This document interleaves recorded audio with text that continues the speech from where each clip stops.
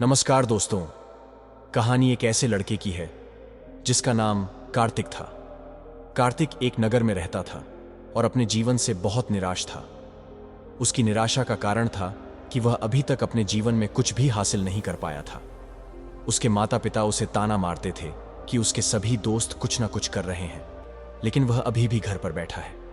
दोस्तों के बीच भी अक्सर उसका मजाक उड़ता था। जब भी वह बाहर जाता, लोग उससे पूछते थे कि वह क्या कर रहा है, और उसे यह बताने में शर्म आती थी कि वह कुछ भी नहीं कर रहा है। धीरे धीरे उसने रिश्तेदारों से मिलना जुलना कम कर दिया और लोगों से भी मिलना बंद कर दिया।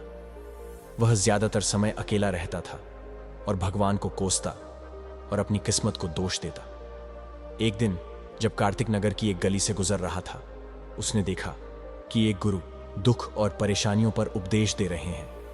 वह भी इस भीड़ में सबसे पीछे बैठ गया और गुरु के प्रवचन सुनने लगा। गुरु कह रहे थे, दुख एक शिक्षक की तरह है जो हमें जीवन की सच्चाई दिखाता है और हमें जीने का सही तरीका सिखाता है। आप चाहे तो जिंदगी जीना भी सीख सकते हैं और कुछ भी हासिल कर सकते हैं।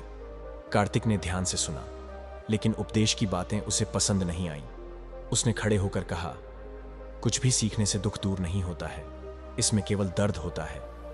दुख की पीड़ा अनंत है। ऐसा लगता है कि इसके बाद कुछ भी होने वाला नहीं है। इससे कुछ भी फर्क नहीं पड़ता है। इसके सामने तो मौत भी छोटी लगती है। गुरु ने कहा, वत्स, तुम्हारा दुख क्या है? कार्तिक ने अपनी सारी व्यथा गुरु के सामने रखी और पूछा, मेरे इन दुखों का इलाज क्या है? गुरु मुस्कुराए और बोले, तुम मेरे पास तब आना जब तुम्हारे जीवन में वास्तविक दुख आए। मैं तुम्हारी समस्या का समाधान अवश्य करूंगा। यह कहकर गुरु वहां से चले गए। कार्तिक ने सोचा, क्या यह मेरा दुख नहीं है? क्या है मैं जी दर्द से गुजर रहा हूं? क्या मेरा दुख कोई नहीं समझ सकता? जब मां बाप नहीं समझते तो गुरु क्या समझेंगे? वह दुखों से व्यथित होकर एक फैसला किया कि अब वह कुछ करेगा। उसने एक छोटा व्यवसाय शुरू किया। शुरुआत में उसे सफलता नहीं मिली, लेकिन घर वालों को खुशी हुई कि वह कुछ कोशिश कर रहा है। धीरे धीरे उसके व्यवसाय में सफलता मिलने लगी। फिर उसने रफ्तार पकड़ी और केवल 3 साल के अंदर ही वह एक बड़ा बिजनेसमैन बन गया। अब उसके आसपास बहुत से लोग थे जो उसकी परवाह करते थे और उसे प्यार करते थे। उसके परिवार के सदस्य भी उसकी तारीफ करते करते थकते नहीं थे। दिन ब दिन उसके मित्रों की संख्या बढ़ती जा रही थी। अब वह अपनी जिंदगी से बहुत खुश था। उसके कुछ दोस्तों ने उसे सलाह दी, जब तुम एक बड़ा बिजनेसमैन बनकर खुश हो तो सोचो तुम्हें कितनी खुशी होगी अगर तुम इस शहर और राज्य के सबसे बड़े बिजनेसमैन बन जाओ। कितने लोग तुमसे जुड़ना चाहेंगे, तुम्हारी कितनी बड़ी ख्याति होगी। राजा भी तुमसे दोस्ती करना चाहेंगे। दोस्तों की इस बात ने कार्तिक को प्रेरित किया।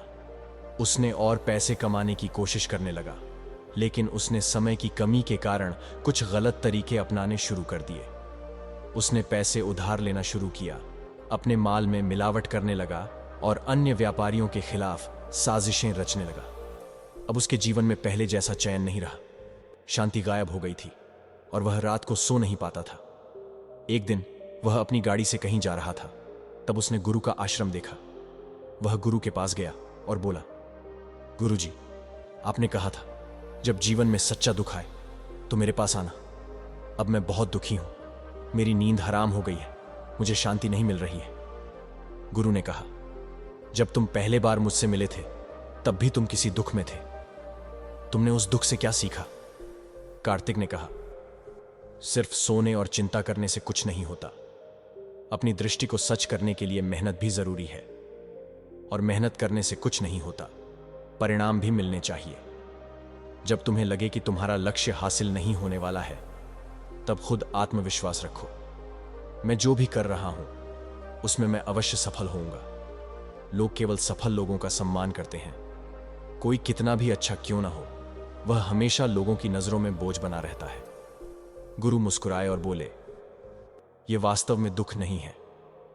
अपने जीवन में वास्तविक दुख आए तब मेरे पास आना, मैं उसे ठीक कर दूंगा। कार्तिक ने गुरु को सोने के सिक्कों से भरा घड़ा भेंट किया।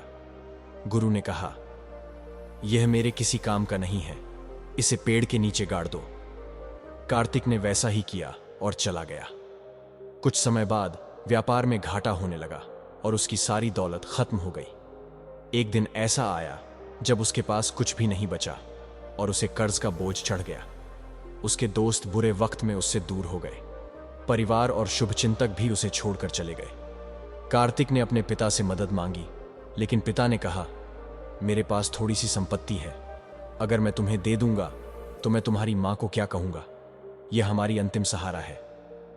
कार्तिक के दिल में गहरा दुख छा गया। उसके पास कोई नहीं था जो उसकी स्थिति को समझ सके।